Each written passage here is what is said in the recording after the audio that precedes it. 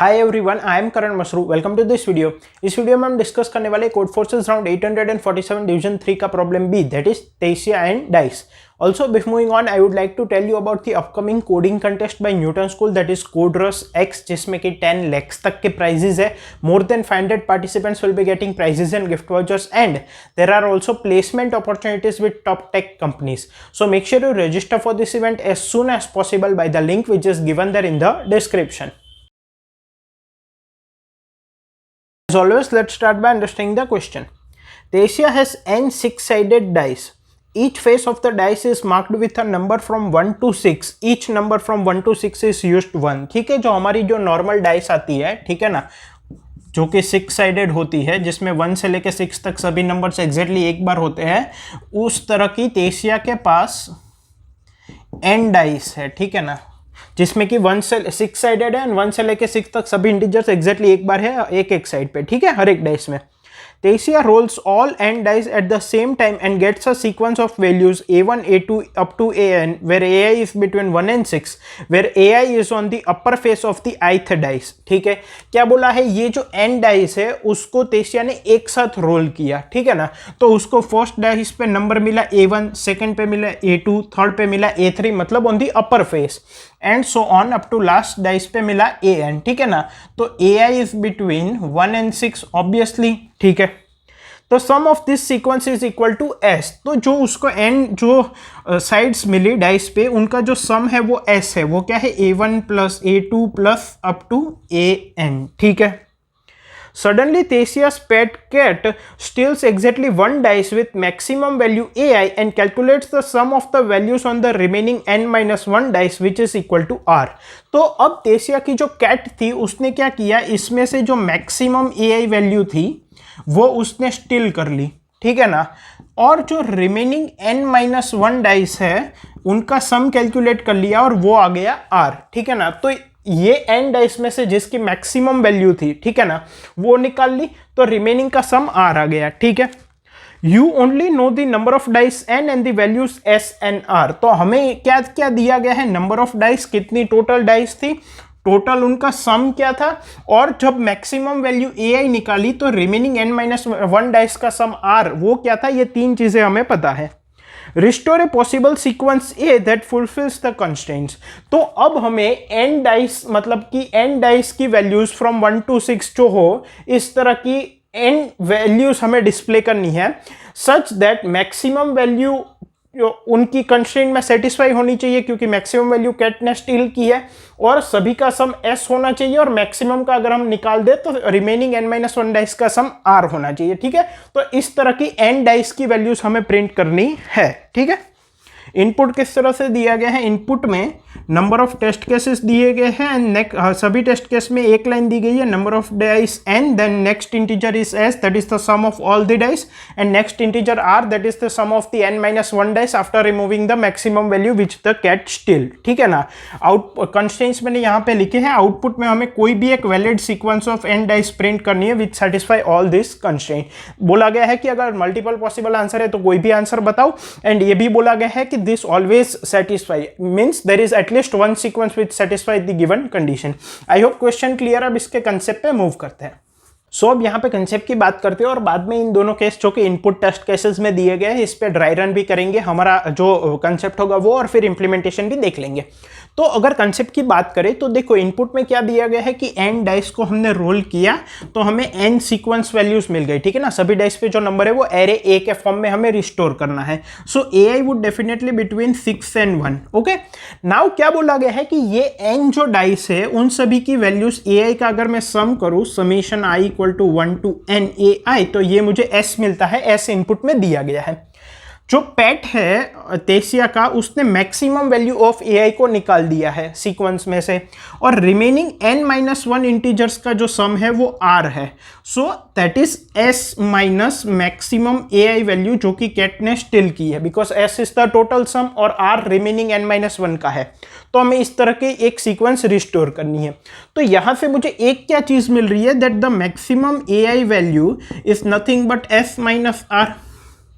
ये टोटल का सम है, ये मैक्सिमम वैल्यू निकालने के बाद n-1 एलिमेंट्स का सम है, तो s minus r will give me the maximum value of ai। So now the AI will range between 1 and s minus r for all the n dice. ठीक है, पहली चीज. दूसरी चीज यहां पे ये बोला गया है that answer always exist. तो इस तरह की हम सीक्वेंस कैसे फॉर्म कर सकते हैं? देखो, हमें यहां पे एक चीज पता चल गई, maximum value s minus r हो सकती है. तो हम इससे ही सीक्वेंस चालू करते हैं, क्योंकि maximum element value s minus r होनी चाहिए, मतलब ये तो इनपुट में होना ही चाहिए. सेकेंड थिंग, यहां पे देखो, अगर हम 1 से स्टार्ट करते हैं, मिनिमम वैल्यू से 1 से लेके s माइनस आर तक जा सकती है डाइस की वैल्यू. तो अगर मैं 1 1 1 ऐसे डालता हूं तो एंड में हो सकता है कि 3 एलिमेंट बचे हैं और मुझे सम चाहिए 19, which is not possible because maximum dice value can be 6. सो आखिरी 3 प्लेस पे मैक्सिमम 18 सम मिल सकता है. ठीक है ना? तो अगर मुझे मैक्सिमम वैल्यू पता है s माइनस आर है, तो मैं क्या कर सकता हूं, मैं फर्स्ट एलिमेंट में s माइनस आर रख दूंगा. ठीक है ना? और नेक्स्ट पोजीशन पे मैं या तो वही वैल्यू रखूंगा या कम रखूंगा, डिपेंडिंग अपॉन कि अगर मैं नेक्स्ट पोजीशन पे एक पर्टिकुलर वैल्यू रखता हूं तो रिमेनिंग पोजीशन जो है वो जो है रिमेनिंग नंबर ऑफ पोजीशन उससे ज्यादा हो मेरा रिमेनिंग सम. मतलब कि मान लो अभी तक मैंने इतनी सीक्वेंस फॉर्म कर ली है. ठीक है, इससे हमें हमेशा आंसर मिल जाएगा. पहली बात तो maximum value s minus r होनी ही चाहिए, क्योंकि ये तो कैट ने स्टील किया है. तो फर्स्ट पोजीशन पे मैं s माइनस आर रख देता हूं. अब इससे ज्यादा वैल्यू नहीं होनी चाहिए. और बोला गया है कि आंसर ऑलवेज एग्जिस्ट.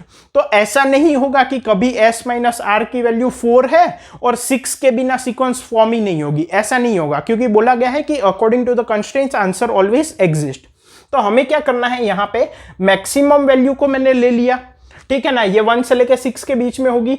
अब या तो मैं इसको ही रिपीट करूंगा या इससे कम वैल्यू लूंगा. वो किस पे डिपेंड करेगा. मान लो मैंने यहां तक की सीक्वेंस फॉर्म कर ली है, यहां तक j एलिमेंट्स आ गए हैं, तो यहां तक n माइनस j एलिमेंट्स बचे हैं. अब मान लो मैं ये पोजीशन फिल कर रहा हूं. ठीक है ना? यहां तक का मैंने फिल कर लिया है और यहां तक का जो सम है वो है सम, मान लो सम वेरिएबल. तो अगर मैं इस पोजीशन पे k कब रखूंगा, मान लो मैं यहां पे वैल्यू k रखता हूं. इफ अभी तक के एलिमेंट्स का सम है. ठीक है ना? ओवरऑल सभी का सम s है, तो s माइनस सम माइनस मतलब कि टोटल का सम s माइनस इतने का सम माइनस यहां पे अगर मैं k रखता हूं तो जो रिमेनिंग सम होगा, मतलब कि जो मैं इतनी पोजीशन पे एलिमेंट्स को फिल करके टारगेट करूंगा, वो रिमेनिंग सम जो है वो greater than n minus j होना चाहिए. क्योंकि अगर यहां पे मैं अगर कोई ऐसी वैल्यू रख देता हूं जिसको रखने के बाद इतने एलिमेंट्स का सम जो है वो मान लो 10 आता है, यहां पे इतने एलिमेंट्स का जो सम है वो 10 आता है, और n माइनस j मतलब नंबर ऑफ पोजीशंस 12 आ जाती है या 11 आ जाती है, तो पॉसिबल ही नहीं है. हाँ, अगर 10 होगी तो मैं सभी जगह पे 1 1 रख के कर दूंगा, लेकिन number of positions should always be less than equal to the number of the sum of those elements.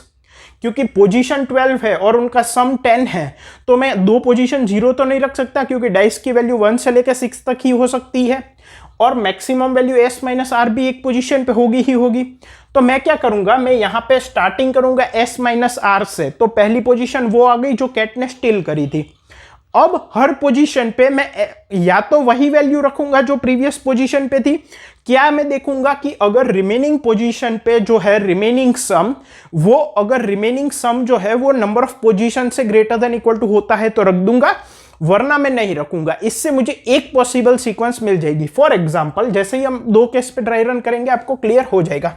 जैसे कि टोटल 5 एलिमेंट्स है, सभी का सम 17 है और n-1 का 11 है. इसका मतलब maximum value which the cat steal is s minus r which is nothing but 17 minus 11 that is 6.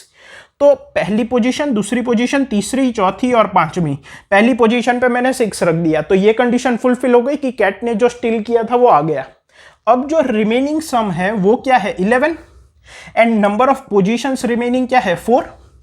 अब मैं देखूंगा कि इस वैल्यू को यहां पे रिपीट करने से यहां तक का जो सम है क्या वो नंबर ऑफ पोजीशन से ग्रेटर देन इक्वल टू है, तो डाल दो.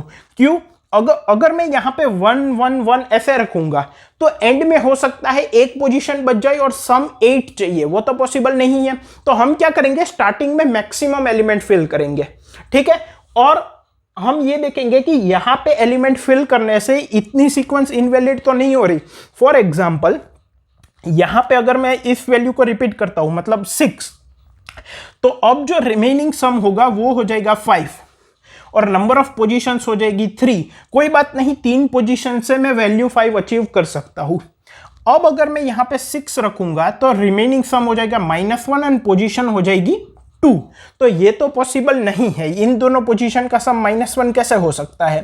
तो मैं क्या करूंगा, यहां पे 5 रख के देखूंगा तो रिमेनिंग सम क्या होगा 0, ये भी पॉसिबल नहीं है। ठीक है, यहां पे 4 रख के देखता हूं, रिमेनिंग सम 1, ये भी पॉसिबल नहीं है। ठीक है, मैं यहां पे 3 रख के देखता हूं तो रिमेनिंग सम 2 होगा और पोजीशन भी 2 होगी। हाँ ये पॉसिबल है, तो यहां पे 3 रख दो। अब वापस यहां पे 3 रखेंगे, ये इनवैलिड हो जाएगा क्योंकि 2 पोजीशन और सम भी 2 है रिमेनिंग। तो यहां पे आखिरी में हमें क्या मिलेगा 1 1 और ये एक वैलिड सीक्वेंस हो जाएगी 6 6 3 1 1। 6 and 6 is 12, 15 16 and 17। सिमिलरली अगर मैं 5 20 और 15 की बात करूं तो s minus r is nothing but 5। तो यहां पे पहली पोजीशन पे 5 आ जाएगा, ये first position, second, third, fourth and fifth. अब इससे बड़ी वैल्यू तो नहीं हो सकती। यहां पे अगर मैं इसको रिपीट करूंगा तो रिमेनिंग सम है 15 और n की वैल्यू है 4। अगर मैं 5 को रिपीट करूंगा तो r की वैल्यू हो जाएगी 10 और n की वैल्यू हो जाएगी 3। हाँ कोई बात नहीं, तो r की वैल्यू हो गई 10 और n की वैल्यू हो गई 3। अगेन मैं 5 को रिपीट करूंगा तो r की वैल्यू हो जाएगी 5, n की वैल्यू हो जाएगी 2। हाँ कोई बात नहीं। अब अगर मैं यहां पे 5 को रिपीट करूंगा तो r की वैल्यू हो जाएगी 0, n की value 1। That is not possible. r की वैल्यू मैं 4 करूंगा तो यहां पे क्या हो जाएगा, मतलब कि सॉरी नॉट r, लेकिन यहां पे अगर मैं 4 रखूंगा तो r की वैल्यू 1 हो जाएगी, रिमेनिंग सम एंड n की वैल्यू 1, दैट इज वैलिड। तो 4, अब r हो गया 1, n हो गया 1। Now let us put 1, so this is one of the valid sequence. तो एक अगर मैं कंक्लूड करूं तो ये वर्क क्यों करेगा। अब देखते हैं कि इसको इंप्लीमेंट भी कैसे करेंगे, बट ये वर्क क्यों करेगा, बिकॉज मैक्सिमम पहले तो ये बोला गया है for the given constraint answer always exist. Now यहां पे बोला गया है the maximum value is stolen, मतलब maximum value is s minus r। तो हम स्टार्टिंग से ही जो मैक्सिमम पॉसिबल वैल्यू है वही स्टोर कर रहे हैं, इसीलिए एंड में एक पोजीशन ऐसी आएगी जब वहां पे एलिमेंट्स जो है वो सेटल हो जाएंगे और हमारा रिक्वायर्ड सम हमें मिल जाएगा। अगर हम स्टार्टिंग में 1 से करते तो एंड में ऐसा हो सकता था कि 1-2 पोजीशन के लिए हमें सम 13 चाहिए, 14 चाहिए, विच इज नॉट वैलिड। लेकिन गिवन कंस्ट्रेंट्स में आंसर एग्जिस्ट करता है और मैक्सिमम वैल्यू भी हमें पता है s माइनस r, तो उससे ही हमने फिल करना स्टार्ट किया और ये वर्क करेगा। आई होप आपको कंसेप्ट क्लियर। अब देखते हैं इसको इंप्लीमेंट कैसे करेंगे। सो अगर इंप्लीमेंटेशन की बात करें तो जैसा कि हमने कंसेप्ट में देखा, सब हमें हर एक पोजीशन पे वैल्यू रखने से पहले मैक्सिमम वैल्यू पॉसिबल रखनी है और क्या ट्रैक रखना है कि उस पोजीशन पे अगर हम वो वैल्यू रखते हैं तो रिमेनिंग पोजीशन पे जो रिक्वायर्ड सम होगा वो ग्रेटर देन इक्वल टू होना चाहिए रिमेनिंग नंबर ऑफ पोजीशन से। तो वो मैं कैसे कर सकता हूं, सबसे पहले मैं वैल्यू एक ले लूंगा जो कि मैं हर पोजीशन पे प्रिंट करूंगा। इनिशियली मैं s माइनस r लूंगा, that is the maximum element. तो सबसे पहले हम इसको प्रिंट कर देंगे, ठीक है ना, print value. Now remaining sum is stored in R of n minus 1 elements for j equals to 2, j is less than or equal to n, j plus plus, ठीक है ना।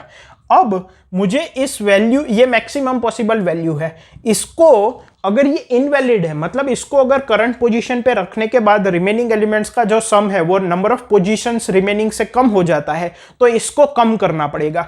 मतलब कि अगर मैं करंट पोजीशन पे वैल्यू वेरिएबल में जो वैल्यू स्टोर्ड है उसको रखता हूं, सो वाइल रिमेनिंग सम माइनस वैल्यू, मतलब अगर करंट पोजीशन पे मैं वैल्यू वाला एलिमेंट रखूंगा तो r माइनस वैल्यू जितना सम बचेगा is less than number of remaining elements n minus j। अगर करंटली मैं थर्ड पोजीशन को फिल कर रहा हूं तो आगे n माइनस 3 पोजीशंस खाली है। तो अगर ऐसा है तो ये इनवैलिड है और वैल्यू को माइनस माइनस कर दो, और जैसे ही ये ग्रेटर देन इक्वल टू हो जाएगा तो एक वैलिड वैल्यू मिल जाएगी, तो इसको प्रिंट कर दो। और remaining some is nothing but remaining minus value, और इससे मुझे आंसर मिल जाएगा। टाइम कॉम्प्लेक्सिटी की बात करें तो बिग O ऑफ n जो कि गिवन टाइम लिमिट में इजीली हो जाएगा। आई होप आपको question, sorry not big O of n but number of test cases into n जो कि गिवन टाइम में इजीली हो जाएगा। आई होप आपको क्वेश्चन, कंसेप्ट, इंप्लीमेंटेशन तीनों क्लियर। इसका सॉल्यूशन कोड मैंने कमेंट्स में प्रोवाइड किया है। Thank you.